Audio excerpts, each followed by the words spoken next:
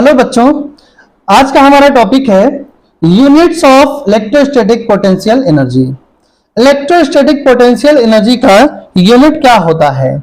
तो चलिए स्टार्ट करते हैं। The SI unit of potential energy is joule. Potential energy का जो यूनिट होता है वो क्या होता है? जूल होता है।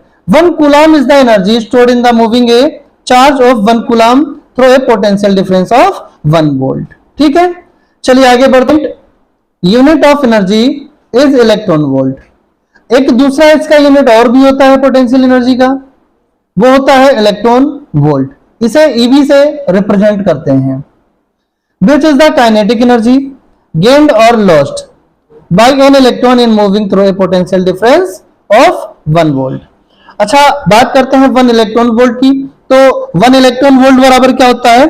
1 इलेक्ट्रॉन वोल्ट होता है 1 ईवी के इक्वल होता है। 1 इलेक्ट्रॉन वोल्ट किसके बराबर होता है? 1 ईबी के बराबर होता है। और एक इलेक्ट्रॉन में जो वैल्यू होती है वो कितनी होती है आपको पता ही होगा।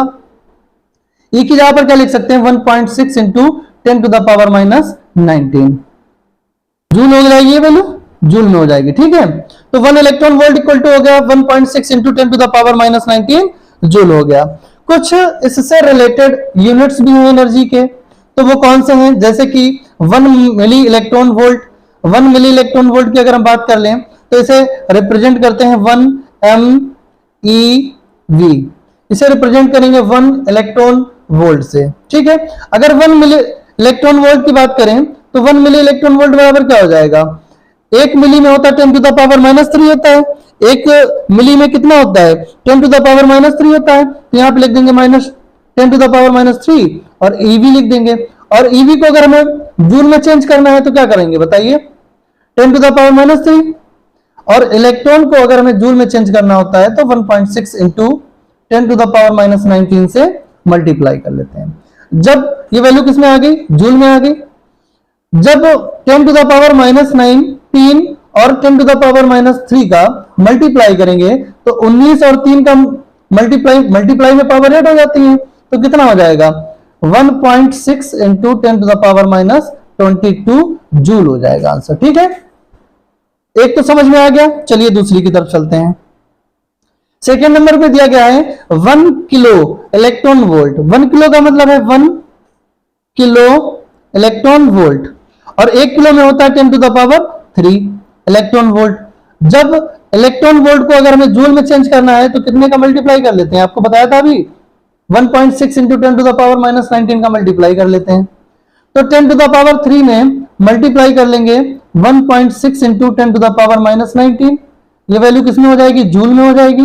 जब इसे चेंज करोगे तो देखिए ये 10 टू द पावर माइनस 19, ये 10 टू द पावर प्लस के 3, माइनस का 90 और प्लस का 3, तो ये कितना बन जाएगा? 19 में से 3 गए 16 बचे, लेकिन ये माइनस के बचे क्योंकि बड़ी संख्या के पास जो साइन है वो किसका है? माइनस का है। तो हो जाएगा 1.6 into 10 to the power minus का 16 जूल हो जाएगा। ये मेरा आंसर हो जाएगा। तो अगर 1 किलो इलेक्ट्रॉन वोल्ट को हमें जूल में चेंज करना हो तो 1.6 into 10 to the power minus 16 joule हो जाता है। चलिए आगे बढ़ते हैं, 1 मेगा को देखते हैं। 1 मेगा और मिलियन इलेक्ट्रॉन वोल्ट। अगर आपको मेगा या मिलियन कहीं भी लिखा दिखाई पड़े इसका मतलब बात एक ही लिखी हुई है।